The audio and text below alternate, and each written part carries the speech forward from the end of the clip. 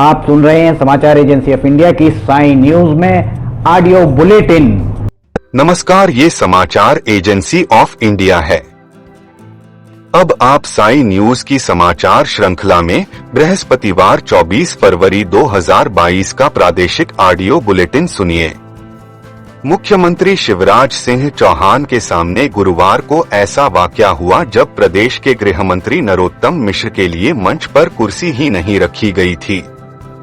इससे नाराज गृह मंत्री भड़क गए और जनता के बीच बैठ गए। इस नाराजगी को मंच से सभी देख रहे थे। इधर इस वाकये का वीडियो वायरल होने के बाद कांग्रेस ने भाजपा पर गुटबाजी के आरोप लगाए हैं। दरअसल राजधानी भोपाल के स्मार्ट सिटी में गुरुवार को सुबह सामाजिक संगठनों के साथ मुख्यमंत्री शिवराज सिंह चौहान का पौधरोपण कार्यक्रम था। मंच पर प्रदेश भाजपा अध्यक्ष वीडी शर्मा का संबोधन चल रहा था। मुख्यमंत्री शिवराज सिंह चौहान, भूपेंद्र सिंह, कृष्णा गौर, प्रज्ञा सिंह ठाकुर, सुमित पचौरी समेत अन्य नेता मौजूद थे। तभी प्रदेश के गृह मंत्री डॉक्टर नरोत्तम मिश्र भी कार्यक्रम में पहुंचे। जैसे ही वे मंच की तरफ बढ़े तो उनके लिए कुर्सी ही नहीं रखी गई थी। यह देख वे नाराज हो गए और मंच के सामने जनता के साथ बैठ गए। वे काफी देर तक गुस्से में बैठे रहे। यह देख मंच से भाजपा के जिला अध्यक्ष सुमित पचौरी गृह मंत्री के पास पहुंचे और हाथ जोड़कर उनसे मंच पर चलने का आग्रह किया। इस पर गृह मंत्री ने उन्हें छिड़क दिया और गुस्से में काफी कुछ बोलने लगे। पचौरी मुस्कुराते हुए मंच की ओर वापस लौट गए। मंच के सामने जनता के बीच में बैठे गृह मंत्री को भड़कता देख मुख्यमंत्री शिवराज सिंह चौहान देख रहे थे। जब तक भोपाल सांसद प्रज्ञा सिंह ठाकुर मंच से उतरकर जाने लगी तो एक कुर्सी खाली हो गई थी।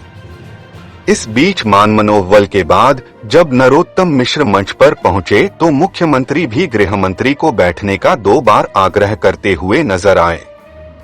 गृह मंत्री नरोत्तम मिश्र चुपचाप कुर्सी पर जाकर बैठ गए। खतरनाक बीमारी हेपेटाइटिस बी के खात्मे के लिए सरकार संजीदा दिख रही है।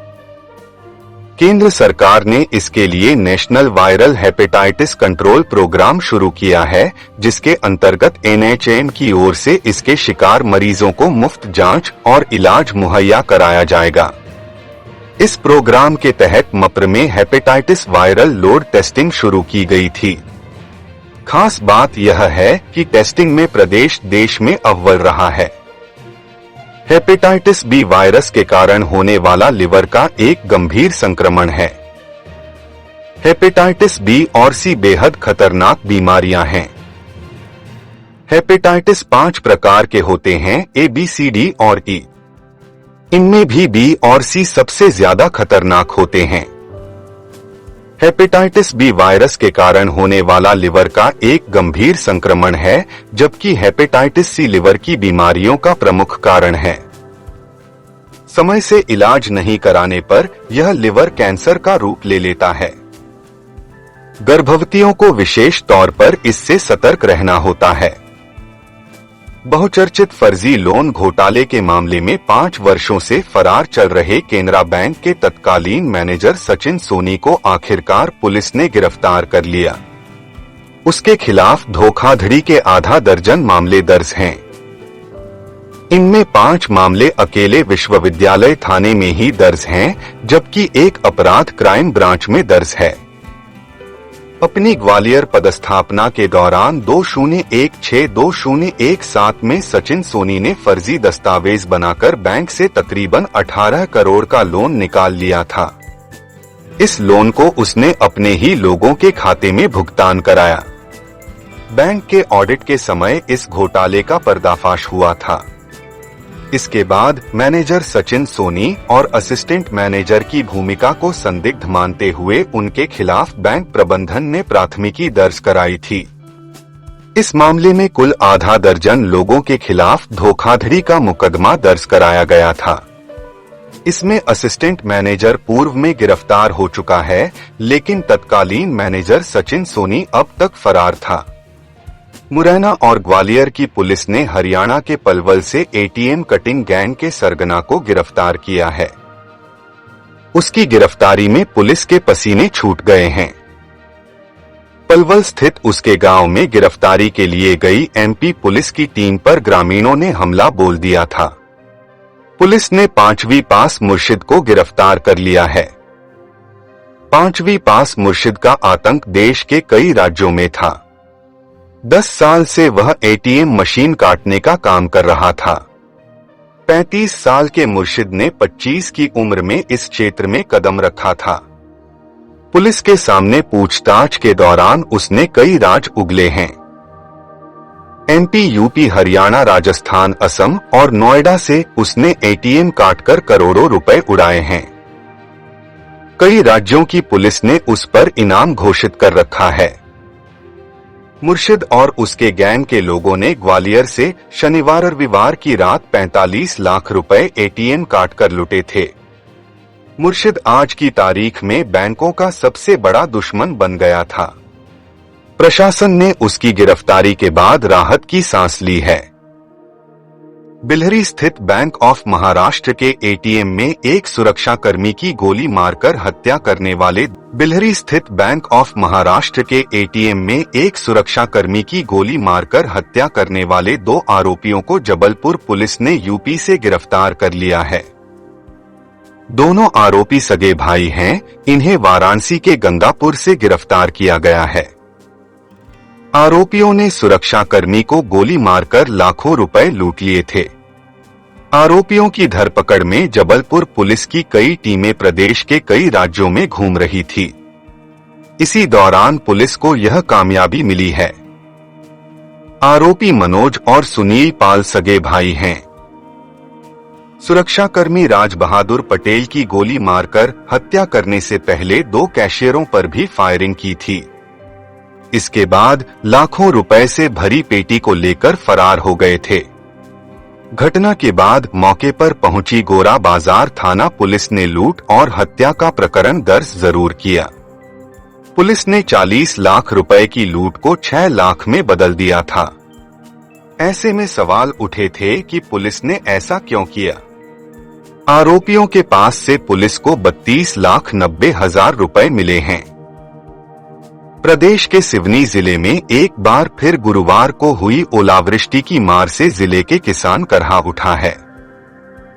इस बार ओलावृष्टि का कहर मंडला जिले की सीमा से लगे केवलारी व धनौरा तहसील के गांव में देखने को मिला। गुरुवार शाम 4 बजे के करीब धनौरा तहसील मुख्यालय से लगे कई गांव में तेज बारिश के साथ चने व बेर आकर के ओले गिरे। वहीं केवलारी तहसील के छींदा क्षेत्र करीब 27 से ज्यादा गांव में शाम करीब 5 बजे रुक रुक कर बारिश व ओलावृष्टि हुई। पीड़ित किसानों ने बताया कि तेज बारिश के साथ आंधी तूफान व ओलों की मार से गेहूं की फसल खेतों में बिछकर बर्बाद हो गई। केवलारी के छींदा क्षेत्र में प्रारंभिक जानकारी के अनुसार कुछ गांव में फसलों को 60 से 70% तक नुकसान पहुंचने की बात कही जा रही है। गेहूं की फसल लगभग पककर कटने के लिए तैयार हो चुकी थी। ऐसे में ओलावृष्टि ने किसानों की उम्मीदों पर पानी फेर दिया। प्रारंभिक जानकारी के अनुसार केवलारी व धनौरा तहसील के 42 गांव ओलावृष्टि से प्रभावित हुए हैं। महाराष्ट्र सीमा पर भगवानपुरा से गांव से लगे सतपुड़ा क्षेत्र में गुरुवार सुबह लगभग 5 बजे 3.5 तीव्रता से धरती कांपी। भूकंप का केंद्र 5 किलोमीटर गहराई पर था। बीजागढ़ किला और जलालाबाद क्षेत्र के बीच 5 से 6 सेकेंड तक भूकंप के झटके महसूस हुए। मौसम वैज्ञानिकों ने रडार पर तीव्रता का पता लगाकर मध्य प्रदेश व महाराष्ट्र से लगे वर्ला भगवानपुरा क्षेत्र में भूकंप की पुष्टि की। जिले के सतपुड़ा क्षेत्र में पहली बार कंपन हुआ। भूकंप का केंद्र आदिवासी पहाड़ी क्षेत्र, रात का समय व आबादी बहुल न होने से लोगों ने महसूस नहीं किया गया। जानमाल का किसी तरह से कोई नुकसान नहीं हुआ है। कलेक्टर अनुग्रहा पी ने जानकारी बुलवाई। भगवानपुरा तहसीलदार आर के अहिरवार ने पटवारी को बीजागढ़ भेजकर पता किया। आदिवासियों ने धरती कांपने की बात से अनभिज्ञता जताई। केंद्रीय सड़क परिवहन एवं राजमार्ग मंत्री नितिन गडकरी और मुख्यमंत्री शिवराज सिंह चौहान ने बृहस्पतिवार को उज्जैन में भगवान महाकालेश्वर मंदिर में अभिषेक और पूजन अर्चन किया। मुख्यमंत्री श्री चौहान ने महाकालेश्वर मंदिर प्रबंधन समिति की ओर से केंद्रीय मंत्री श्री गडकरी का शॉल और स्मृति चिन्ह भेंट कर सम्मान किया। खेल एवं युवा कल्याण मंत्री श्रीमती यशोधरा राजे सिंधिया ने प्रदेश के युवा क्रिकेट प्रेमी बोटियों के लिए महिला क्रिकेट अकादमी खोलने का निर्णय लिया है। देश की पहली शासकीय महिला क्रिकेट अकादमी शिवपुरी में खोली जाएगी। यह प्रदेश की 11वीं अकादमी होगी। अब तक मध्य प्रदेश में एथलेटिक्स, शूटिंग, घुड़सवारी, वाटर स्पोर्ट्स, मार्शल आर्ट, पुरुष हॉकी, महिला हॉकी, बैडमिंटन, तीरंदाजी और पुरुष क्रिकेट अकादमी संचालित है। मध्य प्रदेश राज्य महिला क्रिकेट अकादमी के लिए 28 फरवरी से टैलेंट सर्च प्रारंभ होगा। इसमें 14 से 21 साल की खिलाड़ी शामिल हो सकते हैं। अकादमी के लिए पहला टैलेंट सर्च 28 फरवरी और 1 मार्च को इंदौर में होगा। इसमें इंदौर और उज्जैन संभाग के सभी जिलों के खिलाड़ी शामिल होंगे।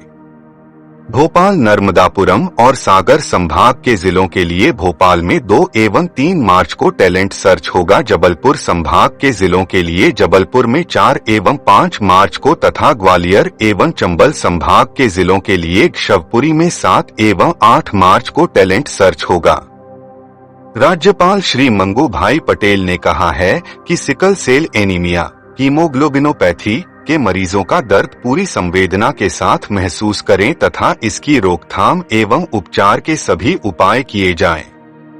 लोग आपको दुआएं देंगे। आपके प्रयास से जो स्वस्थ होंगे उनके माता पिता भी आपके ऋणी रहेंगे। मैं राज्यपाल होकर आपसे प्रार्थना करता हूं कि इस बीमारी के इलाज में किसी भी प्रकार की लापरवाही न करें। राज्यपाल श्री मंगू भाई पटेल बृहस्पतिवार को झाबुआ में हीमोग्लोबिनोपैथी रोकथाम एवं उपचार मिशन की झाबुआ एवं अलीराजपुर जिले की संयुक्त समीक्षा बैठक ले रहे थे। आप सुन रहे थे समाचार एजेंसी ऑफ इंडिया की साई न्यूज की समाचार श्रृंखला में बृहस्पतिवार 24 फरवरी 2022 का प्रादेशिक ऑडियो बुलेटिन।